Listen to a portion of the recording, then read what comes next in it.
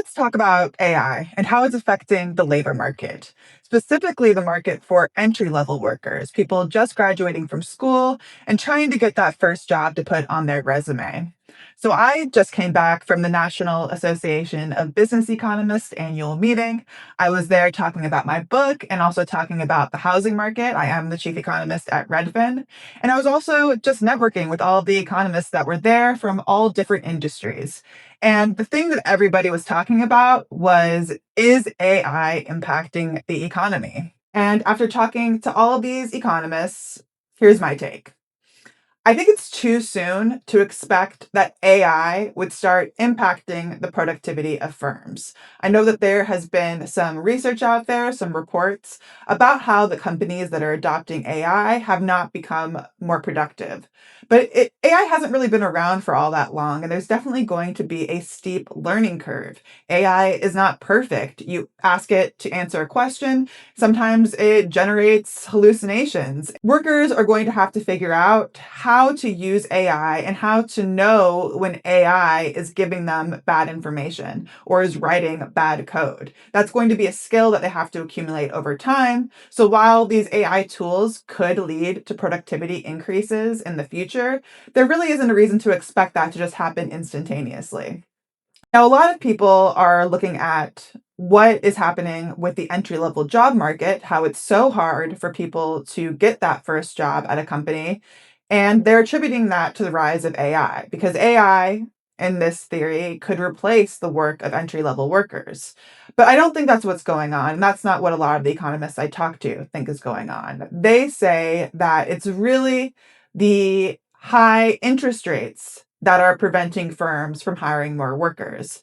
High interest rates make the cost of doing business more expensive. A lot of companies borrow in order to finance their operations. And when borrowing costs go up, they have less money to spend on operations, and that includes on employees.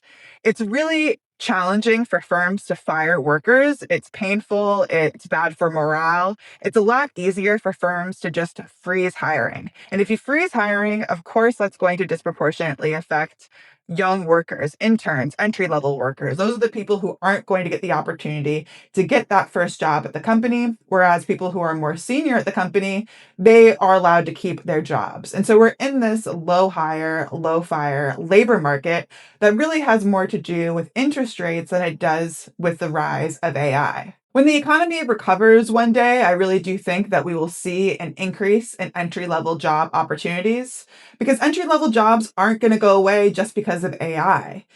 Entry level jobs are for the work that really nobody else at the company wants to do.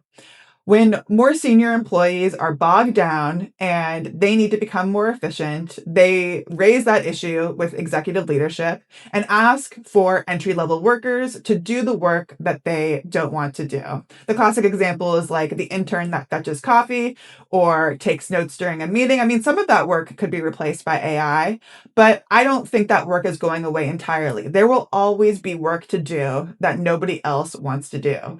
Unless we reach some utopia where every single worker is only working on things that are interesting to them, that are enjoyable to them, there's always going to be a segment of their work that they will want to offload onto a lower paid, lower opportunity worker who's going to be desperate to get any job and is going to be willing to take on that kind of work that nobody else wants to do.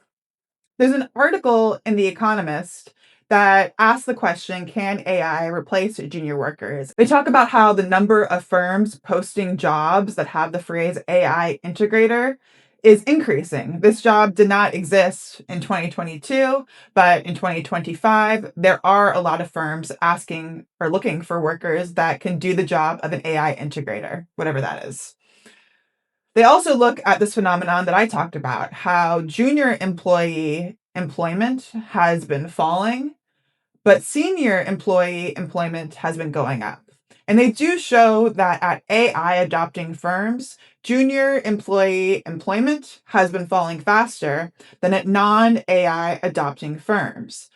But that could just be correlation, not causation. The kinds of firms that are adopting AI could be in tech. They could be in very interest rate sensitive sectors of the economy. And therefore, they may be the ones that are adopting AI because they're closer to tech, but also scaling back hiring the most because they rely so much on debt in order to finance their operations. They really need to find ways to scale back. And they're the ones that are freezing hiring. Now, there's a theory that AI will not replace entry level workers, but will instead replace middle seniority workers. The theory is that the executives have the most knowledge, and they are the ones that the company really needs to retain in order to make business decisions that AI just can't be trusted to make. And junior employees, they're still going to be around to do that kind of work that nobody else wants to do. And it's really the mid-level employees that would go away. But this theory, I don't know, it doesn't really make a lot of sense to me. I don't think there's any reason to believe that the work of, say, a middle manager is more replaceable with AI than the work of an executive or the work of a junior employee.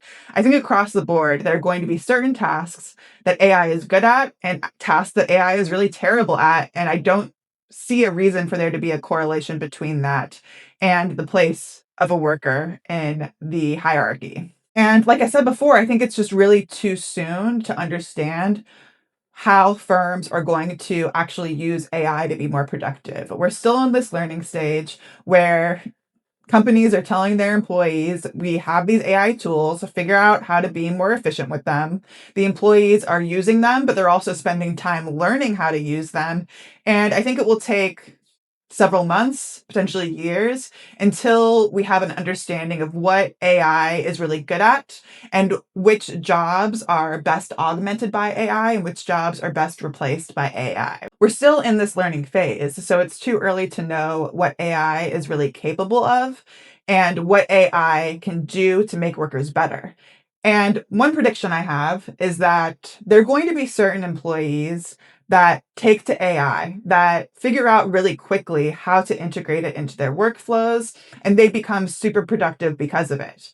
And there will be other employees that reject AI, that don't like working with it, that would rather do the work the old fashioned way, and their productivity will stay the same.